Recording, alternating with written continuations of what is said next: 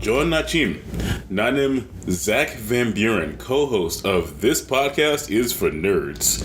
Join with me, my also equally son of a bitch. We're keeping this. But you know who he is. It's Calvin. Yep, it is me. This is what happens when we do hot takes. You guys are getting all of this juicy goodness right now. There's zero planning for this. You know what? We have evolved and done a lot more planning as far as what we're going to talk about, as opposed to, the intros. That's so true. You're getting the content. You're not getting the intro. And eventually, maybe, one of these days, I'll give you a solid intro. Or you'll keep coming back for the joy that we give you for not having a coordinated intro. I kind of like it. Yeah, I like it too, honestly. Like today, I hope I didn't offend anybody by butchering good morning. I am Zach Van Buren in Korean. I haven't spoken Korean in many, many years. So. Yeah. I thought it was great. I thought it sounded great. So, so this is the second media club I think that we've ever done. So this is episode 6, I think, in total. So this week we watched the South Korean film Burning. So Zach, let's start without spoilers for, first 5 minutes, and then we'll get into spoiler territory. So what did you think of Burning? And if you had to give it a brief synopsis, what would you say? So it's kind of interesting because this is not something that I feel can be captured by a brief synopsis. I will say that when Calvin first presented it to me, I was skeptical about if I would like it or not. And this is mostly because I don't like sitting down and watching movies. So when Calvin said, hey, we're going to sit and watch a movie, and it's 2.5 hours long. Yeah, it's really long. Okay, yeah, totally, dude. Like, right on. That's going to happen. Yeah, you're more of a TV guy, right? I really am, because, I will sit and binge because of COVID, but in average, I usually like to take my stuff in like half-hour chunks. But this, I actually found myself sitting and watching the entire time. The story is based on a book called Barn Burning. It is from the short stories from The Elephant Vanishes by author Haruki Murakami. Oh, I didn't know if you knew that. I was going to bring that up. Oh, no, I did a little bit. I actually did some research. Did you read the short story? I didn't, actually. Oh, okay. I wanted to keep my opinion based solely on the movie and separate from the book. So what I liked about it is that given the length of the movie, normally these things tend to drag on and just really not hold my attention, honestly. But just from the get-go, I will say, and no pun intended, this movie is a very slow burn. But just like a campfire that keeps everyone around and talking, it keeps your attention. And I thought it was very well done as far as how the environment tells the story just as much as the people that are in the environment. So sometimes even the absence of movement or talking helps kind of drive home the tension. This whole movie is it's a slow burn tension builder. Oh, it's man, almost like it is so tense. Yeah, it's almost like when you're watching a fire and you have a big log and it's all in the teepee shape and you're waiting for it to fall. That's what this movie is. And then I actually really enjoyed it, and it made me really excited to watch other movies that I didn't think I would be excited to watch. Like, next movie I plan on watching, which I'm sure will come up in the next media club at some point, is Parasite. Dude, Parasite is incredible. Yeah, and I think they're similar vibes. Like, Parasite's definitely a slow burn, without giving anything away. It's like a slow burn thriller, so I think you'll enjoy it. Yeah, so if you had to give it a rating out of 10 or 5, what would you give Burning? If I had to give it a rating out of 5, I would easily say 4.3. So I guess that was like an 8.6 out of 10. And the only reason I don't give it a 10 out of 10 is because I don't have much to compare it to. Like, the movies that I've watched have been like John Woo films where there's just like action from the get-go, Lots of doves. Exactly. Oh man, the dove scenes, bro. So I really liked seeing Stephen Yeun in there. That was awesome. And there were just some things that I had more questions about. And I think that's kind of what kept me interested, that I kept wanting to know more about what was happening.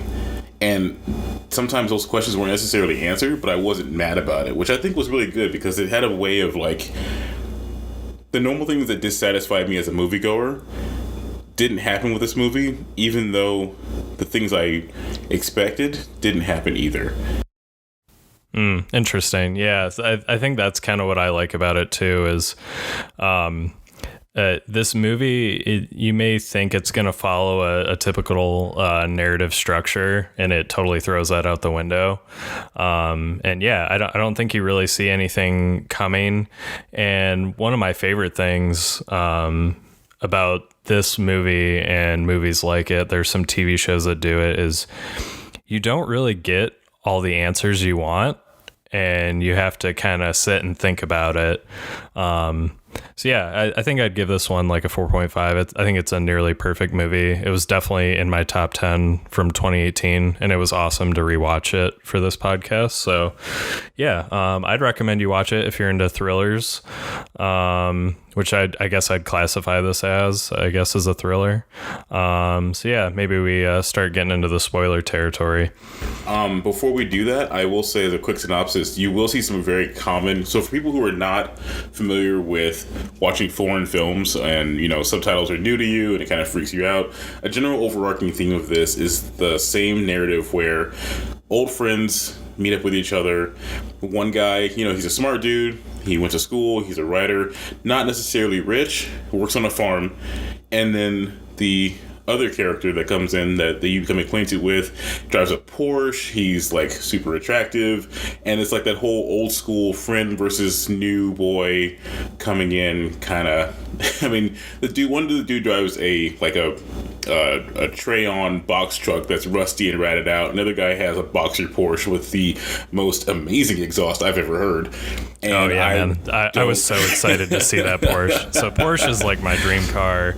So it was amazing seeing him drive that. It's kind of funny because that's one area around cars that you and I actually agree. I don't necessarily like.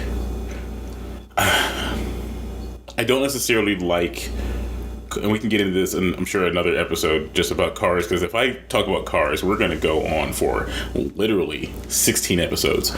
Oh yeah, it'll be a multi-arc. It'll be like a whole season. We'll have to record from our cars and just make exhaust noises. I would say that Porsche is, to me, one of those cars that, even since I was a kid, I've known from owners to be, for what it is, relatively low cost, ease of maintenance, and an everyday enjoyable driver's car, and not like some super car you really can't take out and enjoy, that kind of thing. That said, I don't like working on Porsches. I have worked on a few Porsches.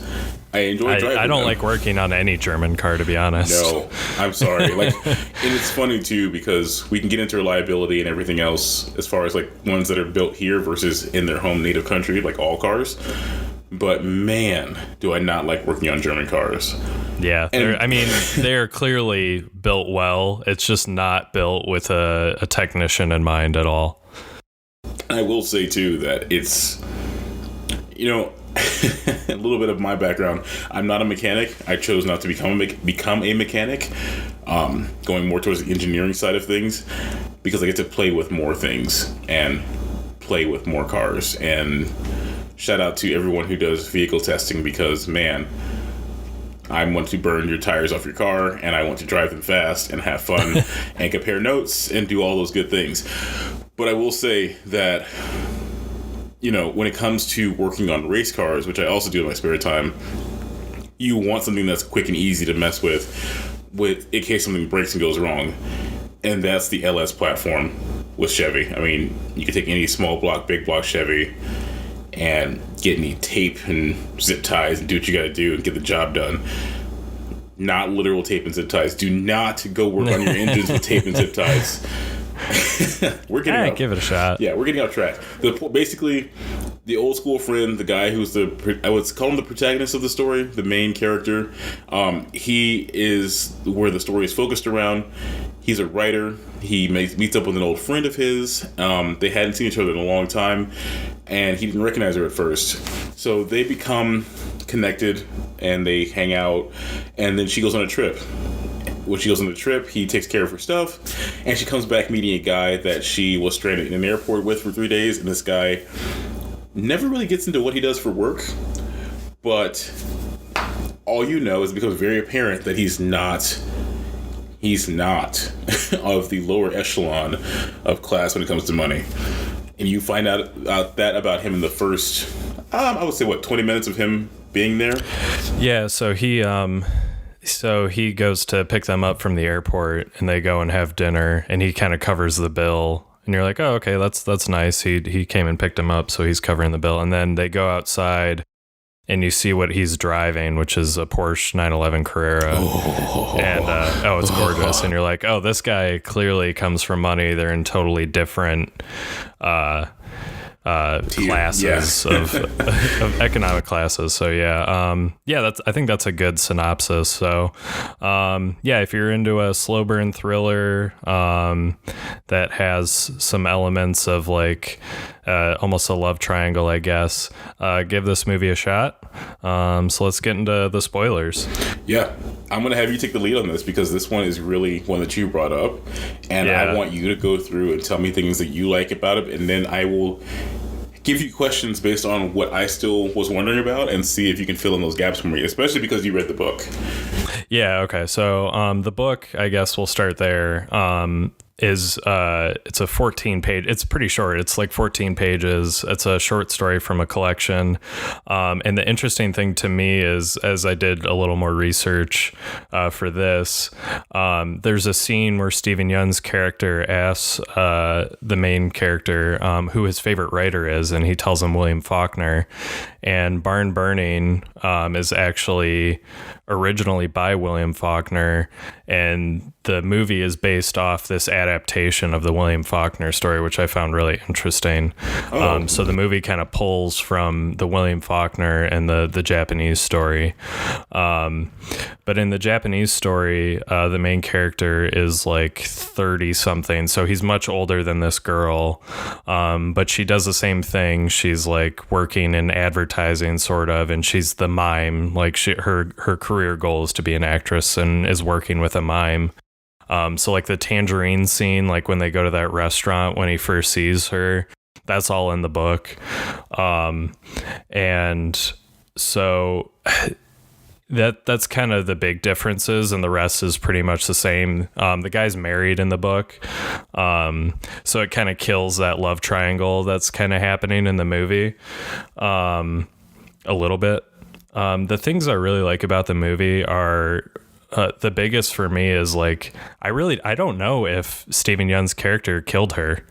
I think you could argue both ways, really. I think the phone call from her that the main character gets, where she's like breathing heavily, kind of hints at that she's killed. But even then, like, I don't even know if Steven Yeun's character actually burns down greenhouses. Like, we never see that happen.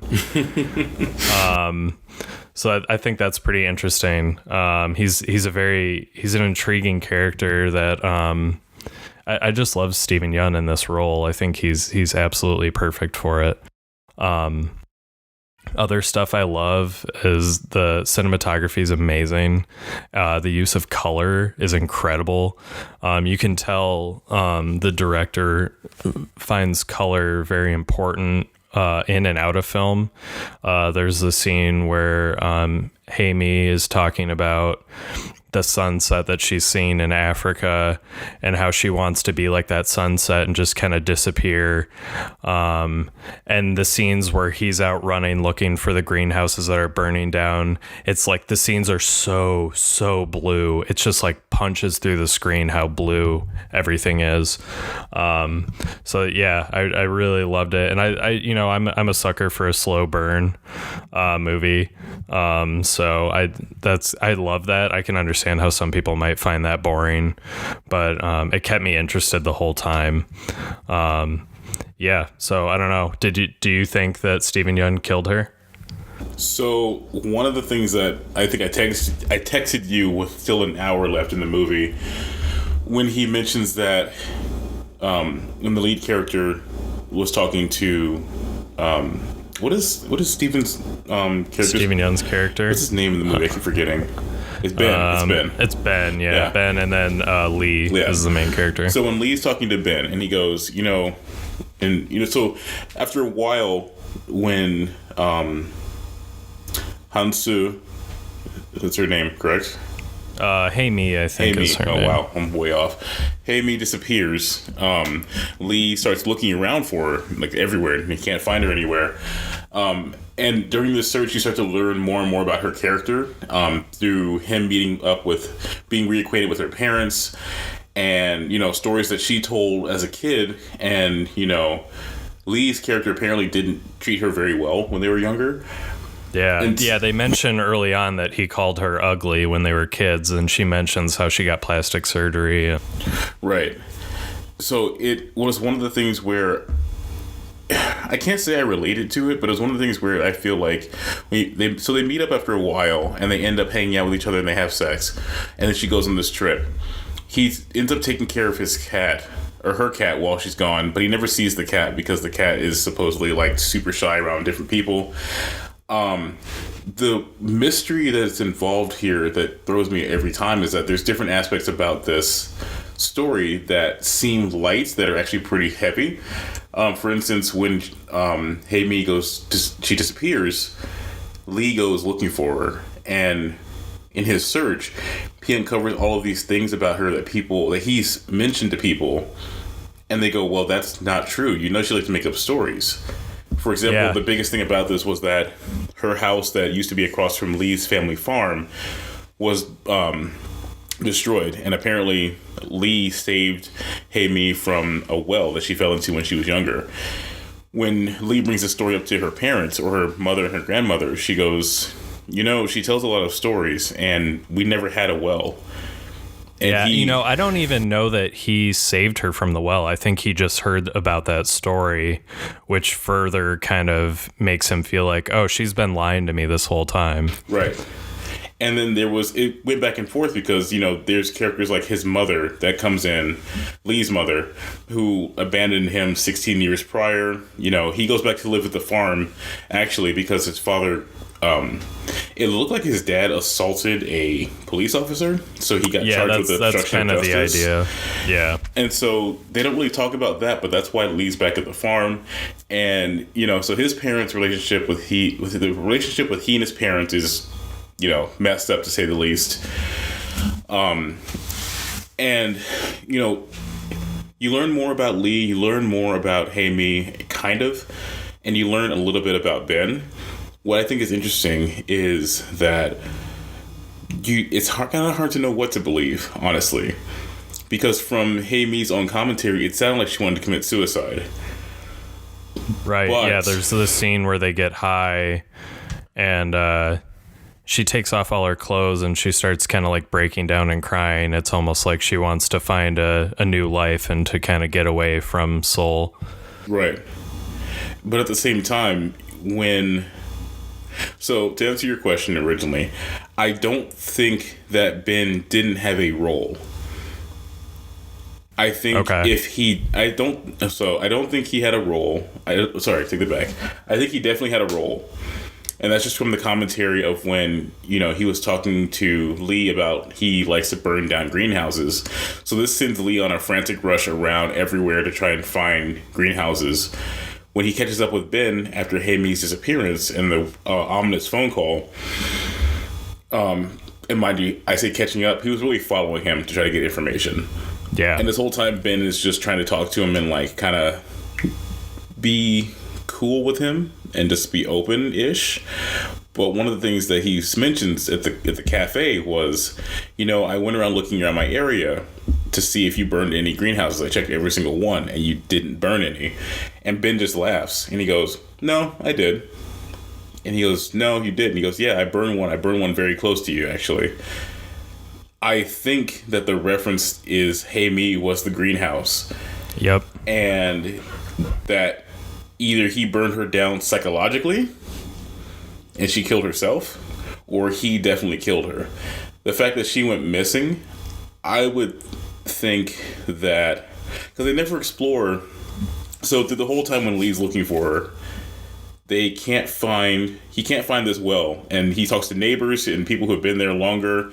Hey, was there a well here? And you get mixed reviews, you get mixed responses. The most damning one was the fact that the family said we didn't have a well. She never fell in. Because this whole time I was thinking that Ben killed her and put her in the well.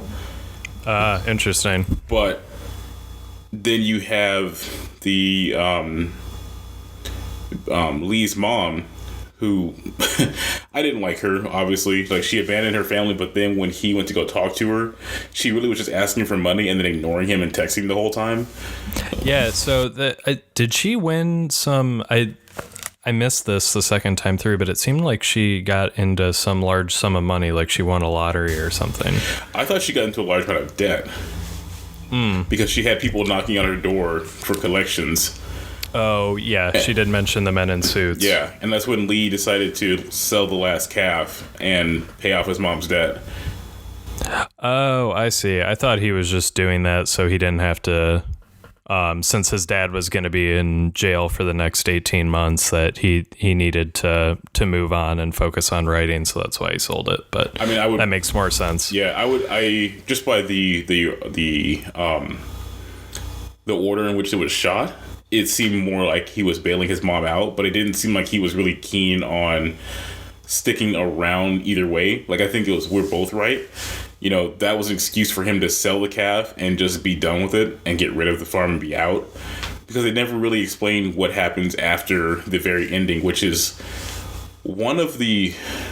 I like how it wasn't gory.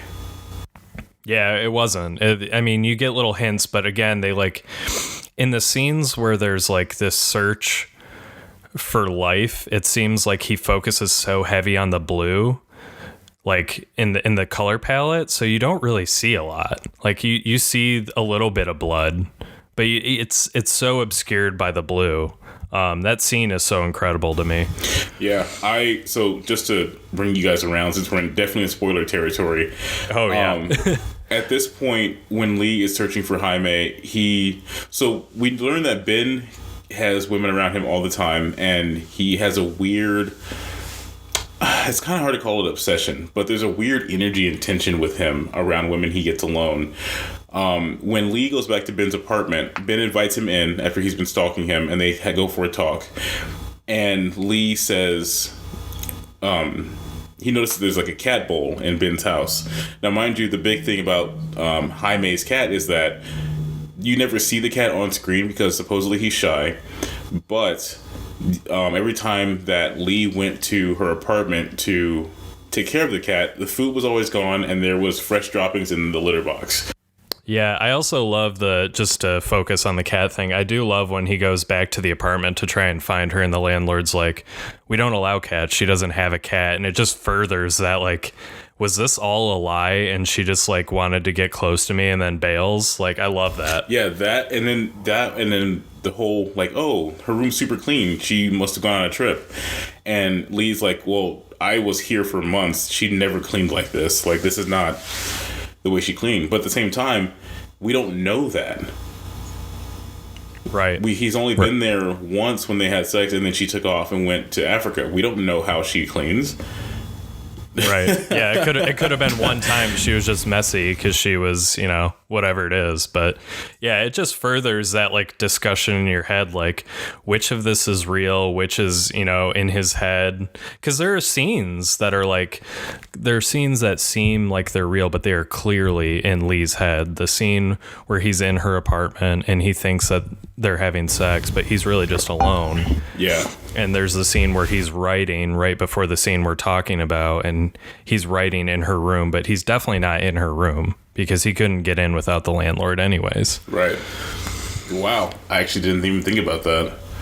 Yeah, there's a lot of like metaphorical, and they get into metaphors in the movie, but there's a lot of that going on in this movie. Yeah, because the keypad the code he had before didn't work. Right. Yeah. So clearly, either Steven Yeun's character or Hey Me changed it, or I don't know. I don't know. Because there's a lot. The landlord assumed she still lived there, so she couldn't have been the one that changed it, but she still had the key to get in. Oh, right. That's gutty, bro. Yeah, man. This movie, it requires a lot of discussion, I think, afterwards. It's not simple. No, it's not. And so these scenes all lead up. So when Lee goes back to Ben's apartment, he notices that Ben has a cat now, and he goes, "Oh, you have a cat?" He goes, "Yeah, I picked up a stray a week or two ago." And so you see the cat come on screen, and Lee's looking at it. It's okay, that's cool. And Lee's kind of a quiet, awkward guy. He's not the outgoing, charismatic guy that Ben is, and that's kind of leads back to the whole humble beginnings, farm life versus rich and kind of charismatic and party goer, center of attention, stuff like that. But Ben always sticks up for Lee when they're in the company of Ben's friends. So yeah, that's very interesting to me, and I don't know if that's a game he's playing or what that is. But yeah, I mean, there's clearly a huge difference in their lifestyles. I mean, Ben lives in the Gangnam District. Like, I'm sure you know that the Gangnam Style song is based on this neighborhood that Ben lives in. It's all about the wealth in South Korea. Yeah. And it was interesting, too. So what happens is, I think at this point, Lee is extremely suspicious of Ben because he's been following him and trying to ask questions about Jaime and who disappeared. And Ben's answers are always like, well, she was kind of a dumb girl. She just kind of took off. You heard her at your house. She wanted to just leave. That's probably what she did. But then he also makes references to, I burned down a greenhouse close to you, and it's actually so close to you, you didn't realize what it was. And now that I'm saying that out loud, he also probably could have been meaning that, holy crap, not close to you physically, like there is no well, but she was close to you, and I burned down her as a greenhouse. Wow. Okay. Exactly. Yeah. Okay. That's really what I think happens. Is I don't think there are greenhouses that get burnt down. I think because he talks about it, about how, one, that it's illegal, two, that he doesn't decide which greenhouses to burn. It's just in nature. So I think he like preys on these girls that he clearly thinks like want a new life and want to get away and would be easy to murder. So I think that's what he's doing, and he's just using the greenhouses as a way to kind of distract Lee.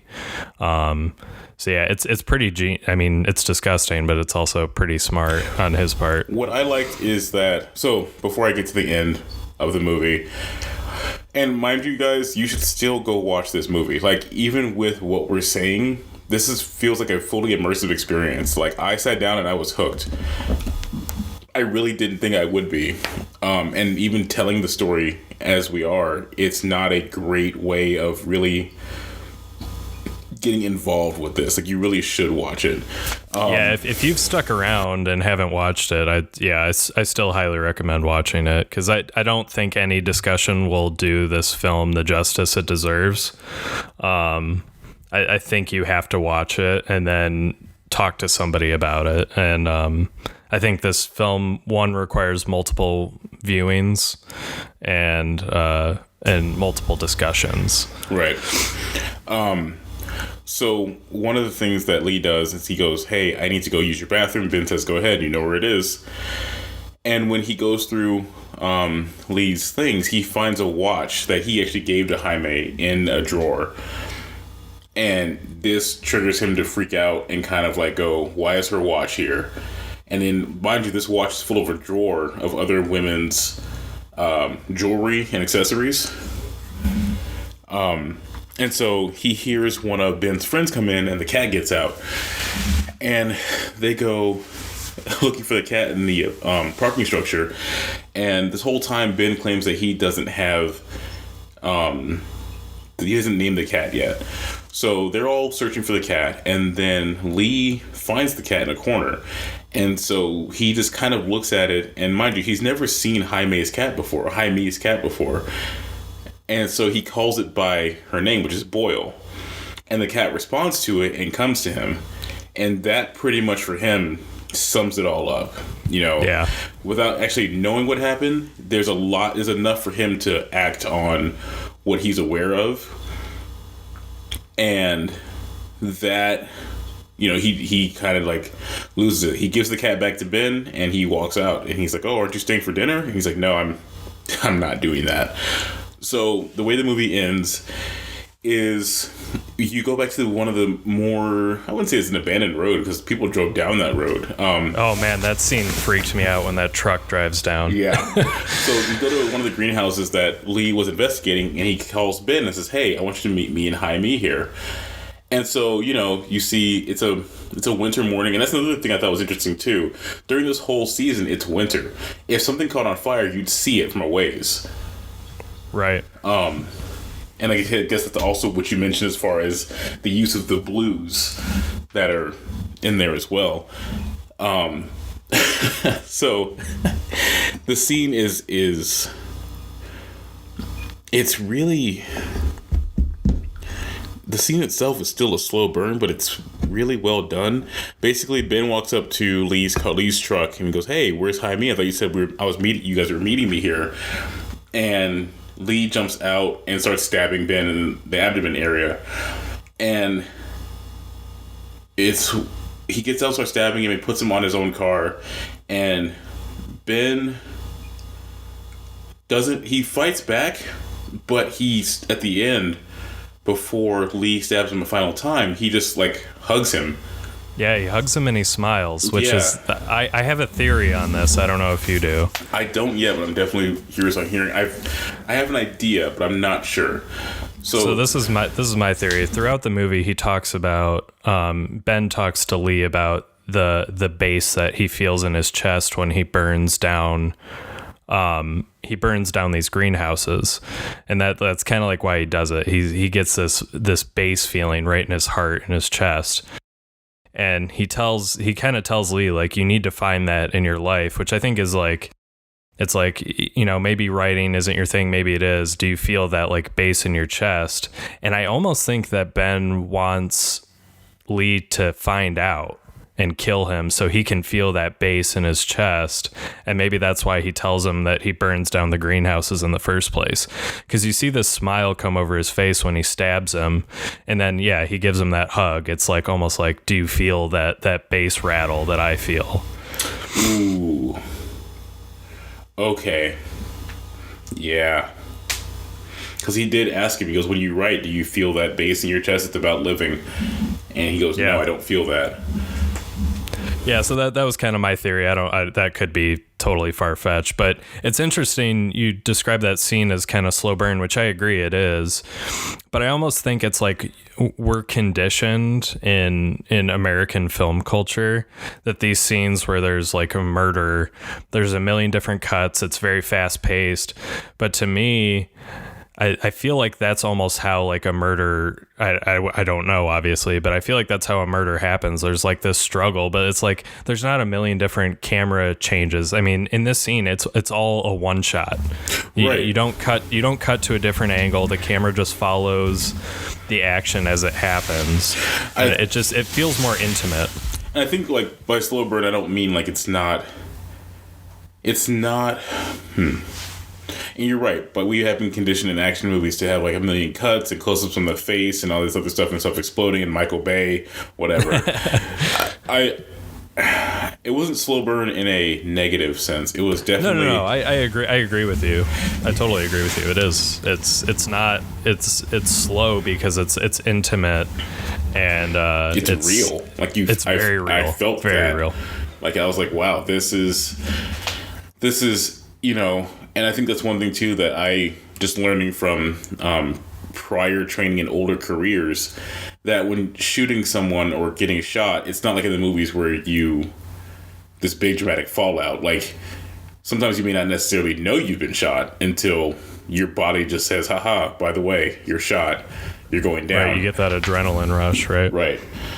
and this is to me was more realistic for sure, especially because there's a significant lack of blood in most death scenes. This was not that. This was so Lee stabs Ben multiple times and ends up putting him inside of his car. And there's a scene where this road, like we mentioned before, is not unpopulated, but it's definitely a dirt road through farms. And a truck drives down that road, and Lee freaks the hell out because he just killed someone. So he pushes Ben's body in his Porsche and, like, stands over it like he's, like, by the Porsche, which makes me think also, too, that was a witness. Like, so what happens is Lee ends up putting Ben's body in the car, picking up the knife and throwing it inside the car also, and taking off all of his clothes because there's blood all over them. But even when doing that, you see that Lee is also covered in blood regardless of his clothes.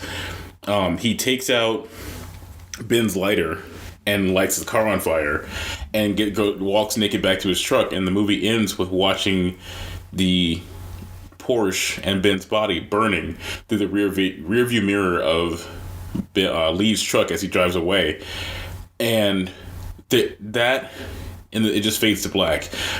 And for me, there were so many questions after. Like, that person saw him, and that person saw him, and unlike Jaime's disappearance, that was an obvious fire on a morning road. An obvious fire in winter in the morning. So people were gonna find it quickly, and there's blood everywhere. I mean, there's just so much. There's so much. yeah. Without leaning into the metaphor thing too much, you could almost say, because the scene right before this, he's writing in Jaime's apartment, metaphorically, likely. You could say, maybe he's writing this story, and in the story, it follows this movie along, and maybe just in the story he kills Ben. Maybe he doesn't kill Ben in real life. I don't think so. I think that's just kind of an interesting discussion one could have. But I do think he kills Ben. I think it's just too important of a scene for it to not be a dream real sequence. Yeah, right. I think he kills Ben just because of when Jaime disappears. So the scene where they're at Lee's house and she gets naked, and because they all smoke weed, and then she gets naked and they start dancing. And a big thing with her is that when she went to Africa, she watched tribes dancing and their culture and how it felt freeing to them. So she and Lee had kind of a relationship when she left, and it's unknown necessarily if she and Ben had a relationship at all. But one thing that Ben mentions is that, she was really into his lifestyle because of the money, but also that she wasn't very intelligent. And we find out later on that she, and this is from Ben's perspective, that she wasn't very intelligent. We find out later on that she racked up tons of credit card debt and wasn't doing super hot with, like, her family because of that. And also that, I just had the thought in my head. It was about Ben. Oh, so she, even though they don't really rekindle the spark that they had as far as the romantic relationship from what we saw, because Ben kind of, like, was in Jaime's life, and I would say Lee pulled back, maybe because he felt like he was embarrassed and he couldn't, like, give her that lifestyle. I could definitely say he definitely pulled back and left a gap for Ben to come in more. And I don't really think they really showed if they did do anything past that, but I will say that there was a lot of, like, tension as far as, like, because Jaime still wanted to be around both of them a lot. And one of the things that Ben told Lee when Lee went looking for Jaime, I keep going back and forth between Jaime and Jaime. I apologize. This will be a thing, and you'll get annoyed by it. But you'll also live and move on because you're not a greenhouse. So, deal with it. Ben tells Lee, he goes, I don't know much about Jaime or where she went, but I will say that you were very close to her. And probably she considered you a very special person. And the first time in my life, I felt jealous about that. and I don't feel jealous very often. And then he gets in his Porsche with another girl and drives off, and I was just like, what the fuck? Oh yeah, yeah. I was very interested by that scene because they do mention it in the book as well. So it's clearly very important to the director Lee Chung-hyun. So let's talk about the book. Let's talk about compare and contrast the book. You read the book, I did not, and I feel like it's funny because the commentary you have, I know, is also probably reinforced by the book, but it seems like you still have questions like I did. Oh, absolutely. Yeah. I mean, the book even leaves you. I feel like the book leaves it up way more to interpretation than the movie because I haven't read the William Faulkner version. I should. But the big differences are, one, that Lee's character is married. He's 31, so they didn't grow up together. He just meets her in the same kind of vein that Lee meets up with Haimi again after so many years apart. So he's married. They don't really talk about the wife much. The scene at Lee's house where Ben admits that he's secretly been scouting barns, that scene happens. And the scenes where Lee is trying to figure out which barn has been burnt down, that all happens. But the way it kind of ends is that the book actually ends at the scene where we were just talking about, where he mentions that that Haimi has always found Lee to be trustworthy, and that makes him jealous. So that's kind of where the book ends. Lee doesn't kill Ben. And it's just kind of left as a mystery. We never find out what happened to her, and the book just kind of ends. So I thought they did a really good job adapting this into a compelling film, and I think it's better having Lee kill Ben. I think that's a really I think it's important to the story. Because I feel like you don't get much closure, but that at least provides something. Because I do think Ben had something to do with all this, whatever it is. So getting some form of revenge, I guess, is sort of bittersweet to the story, and I think it's important. Another big difference, there's not much of like a writer's perspective. Like, they do mention that he's a writer, but it's central to Lee's character in the movie, not so much in the book. What are the other big differences that I can think of? There's no dad and mom in the movie, so there's no farm, and there's no like criminal assault case, so none of that's in the story. But I think that stuff's kind of important because I think it furthers the shame that Lee has as a character, because he's already got he wants to be a writer, but he feels like he's being dragged down, one, by keeping the farm alive, and two, by trying to keep his dad's hope up and keeping him out of jail. There's the scene where he writes that letter on his dad's behalf to try and lower the charges. So yeah, those are the big differences between the book and the film. Yeah. I think one thing you mentioned too, that about Ben's death, is the old adage or not the old adage, but a very common storyline: when a villain gets away with something for so long, they just want someone to stop them. Yeah, that's interesting. I think that kind of feeds into that last scene where he gives him the hug and gives him a smile. Like he's had his time, and that's probably why he told him in the first place. Because I think he mentions it in the book. I don't remember if he mentions it in the movie, but Lee is the first person he reveals to that he burns down the barns in the greenhouses. So maybe it is like I want to get caught, so catch me. Yeah, and maybe in these scenarios too, because these girls that he tends to go after have generally burned their families away from them, that they generally are alone and they're lonely people. But despite being lonely, Jaime still sees... Jaime didn't let Ben become the center of her life because Lee was still a very important factor. Yeah. This actually reminds me of a story way back when I was watching a stage play that some students put on at a certain college. And I was never really one to hang out with theater kids because they had a habit of being... What's the term? Oh, super fucking annoying.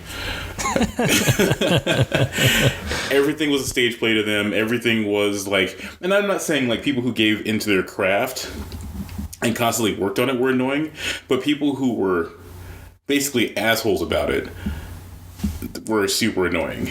I remember watching some play because my girlfriend at the time was in a play and I went to support her, but it was a bunch of plays that happened in a row. And I remember this one author who wrote this play, and basically it was a similar premise where it was a young and up and coming girl. She wanted to make it in some sort of professional manner, gets involved with her boss, and her boss is actually a serial killer. So he grooms her and basically kills her. And the play goes on, or the last scene of the play, which kind of pissed me off. Again, I was working on becoming an officer, so this whole bad guy gets away bullshit was not my forte. It still isn't, by the way. The play ends with the boss examining a new row of girls and picking out which one he wants to groom before he kills her. And maybe, I'm sure it's a disconnect. I'm sure there was more artistry to it than that. But, the artist or the author on stage after it was open for questioning, they were just such a haughty piece of shit about this whole deal. And I guess part of me was affected because I've actually have seen real life deaths before, and seeing it just done so in such a cavalier fashion really pissed me off. So I said, hey, real quick, is this the end of the story, or is there part 2? What happens to the guy? Does justice ever get found for the people he's murdered? And the response was such a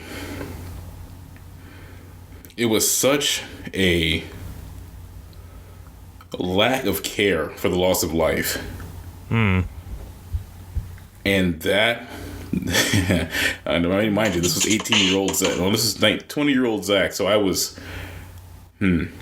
definitely more on a Fury Friends for that. Like, that just pissed me off a lot. And they're like, well, this is just blah, blah, blah. And, you're taking it too seriously. And I was like, oh, okay. This is not my crowd. Well, I just you're taking it too seriously. It clearly was not a comedy play. Right. And it's like, so it should be taken seriously. And it would be different if they were saying like, this is an examination of the mind, this is blah blah blah. But it was just like, yeah, I like the idea of killers getting away with murder. I was like, excuse the fuck out of me. That's a dark human being. Yeah, I was like, okay, cool. And they were one of those people that like that kind of crowd would like throw up on their shoulders and praise as being a visionary and blah blah blah. And I'm like, you were just a subhuman piece of shit. Like you and I will never. So long story short, this story does have that aspect, and again, I'm not promoting revenge kills. Any loss of life to me is bad. Are there some that are more justified than others? Probably, because I don't want this to become recorded later on and be like, oh, well, Zach from This Podcast Is for Nerds, promotes killing for revenge. That's not what the fuck I'm saying. If anybody takes this soundbite and runs with it, I'm gonna laugh my ass off. Anyway, I'll do it for you. You would do it for me.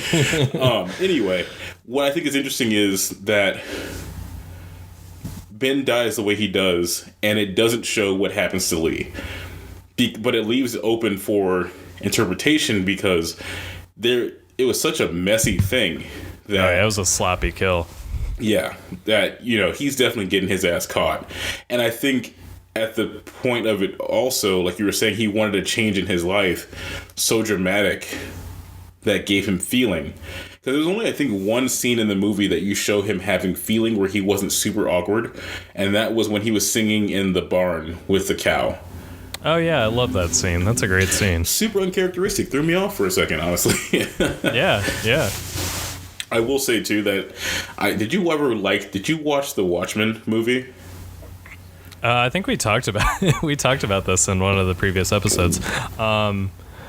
It was fine. I liked the HBO TV show a lot more. Okay, because I was going to say, if you liked the Watchmen movie, then that would explain a trend that I'm noticing with you that I'm not sure if you picked up on yourself.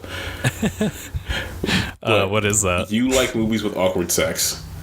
Oh. Oh man, that sex scene is awful. I hate it. But again, it's real. Yeah, I was just gonna say it is super real. I guess I enjoy films that I can relate to in a sense. I saw a lot of Calvin in that part. Yeah. Now, There's before I say anything, Calvin slaying some dong. All right, like it's not like you're too kind. I don't know how Calvin was prior to like his wife and all that stuff, but I know that Calvin slays. Don't ask how I know. It's not important. It'll be this podcast. We have a new podcast coming out called "This Podcast Is for Sex." We go over measurements. We go over comparisons to Coke cans. It's all good. Oh my gosh. We're recording at 10 in the morning. This is what happens when you get us on that morning recording. Yeah, it definitely is. I don't have enough coffee in me. Oh, hey, yeah. So if you think I'm a wild stallion, wait till you hang out with Calvin. Can you get that out? Oh no, we're keeping it in. No, I couldn't even get that out of my mouth. Yeah, so I think we've pretty much covered the whole movie. So it seemed like you enjoyed it quite a bit, so I'm excited to recommend similar movies to you. This director actually has a movie that's coming out this year, unless it gets delayed. Oh, yeah, that's true. With coronavirus stuff. But it does have Hamey, the actress that plays Hamey, is actually in it. So nice. And I'm interested to see because it seems like it's a little more. So this director actually has. Definitely has a style. He really likes to cover disease and tragedy. A lot of his films are centered around kind of tragedies. This new movie that's coming out is called Call, and it seems a little more paranormal than and less grounded than his other work. So I'm excited to see what that movie looks like. So yeah, that was Burning. I hope you enjoyed it. Zach, do you have a recommendation for our next media club? Honestly, keeping with the theme, I think we should go for Parasite. I'm going to watch that within the next. Okay, great. I'm super excited to talk about it. That was probably my top 5 of last year. So, all right. So I think, let me see where we can watch Parasite legally. It's on Hulu. It's on Hulu. Great. It's on Hulu, okay, yeah. so if you have Hulu, check out Parasite. I know you can buy it elsewhere, but if you have Hulu, save yourself the money and watch it there. I think there's a great quote by the director of Parasite when he won the Academy Award for, I think this was for Best Foreign Film. He talked about if you can get yourself over the hurdle of the 2-inch subtitle, you'll open yourself up to a world of new movies that you could never imagine. I'm butchering that quote, but it's basically like expose yourself to foreign film because there's a whole world of film out there you're missing.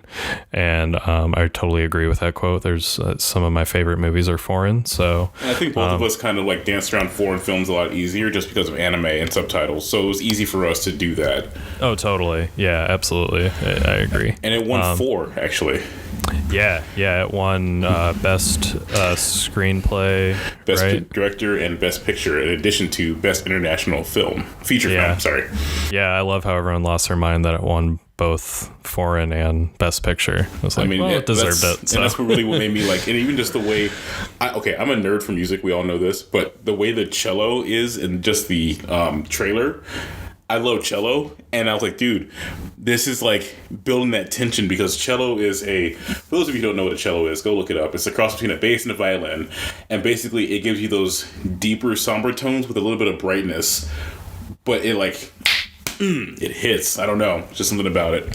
I really think you're gonna like this movie, Zach. I'm super excited to hear your opinions. For it, honestly, like I'm excited to watch it. It's super heavy into the metaphors and stuff, so I think you're gonna dig it, and it's got a really interesting. It's got a good message that I think will warrant a good discussion. So, all right, everyone, watch Parasite, and we will see you 2 weeks.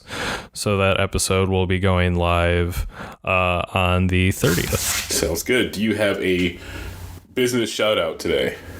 Oh, I don't. I don't know that we did one for the last media club. If we did, I messed up. Ooh, if you have one, please shout it out. Okay, this is going to be a just in case we did have a shout out, and also we'll do just one just in case we didn't, and we'll figure out that later on. But my shout out for this week's business is Shalimar in Ann Arbor. We went to get Indian food and support local businesses, and good sweet Lord, it beats out all Indian food I've had so far. Was this your first time going? It is. Excellent. And I've been to like other places around the area that are really popular and also good in their own respects, but this one is the one. I'm a huge fan of bread, as you can tell by my weightlifting profile, if you ever get a chance to check that out. But I love naan because it's like you get that flavor and you get that crispiness and that softness without having a big ass piece of bread that just like weighs you down all day. And it's just fantastic. So you should go eat it. Yes. It's so weird. The best Indian food I've ever had was in London. That's actually not surprising because of the culture. Yeah, there's a huge Indian population there, so. Did you know that curry is not curry, and you shouldn't call Indian food curry ever? Oh, really? What are you supposed to call it? Whatever the actual dish's name is. Oh, okay. Curry was a slang term created because people didn't understand how to say Indian names, especially in the area that you mentioned before. So they all called it curry, and that's actually like that name is being pushed out and rejected now more so because it's kind of offensive. Oh, because awesome. There's no such thing as a curry. Wow. That doesn't exist. I appreciate the education. I've been watching a lot of like ugly delicious. Oh, dude, can we do Media Club on shows? Oh, dude, yeah. My idea for this whole thing was like we play, watch, listen. So we could read a comic book, we can watch a movie, watch a TV show, play a video game, listen to a music album, whatever. Okay, cool. Yeah, I think like Ugly Delicious and a lot of shows that David Chang is on.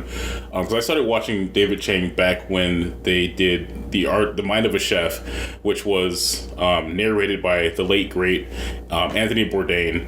That's when I fell in love with like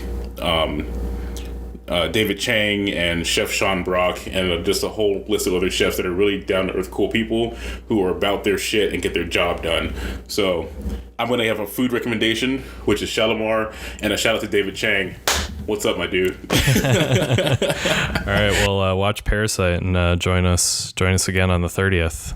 Also, I'm going to say right now, too, this was not a shout out to David Chang because we reviewed a Korean movie.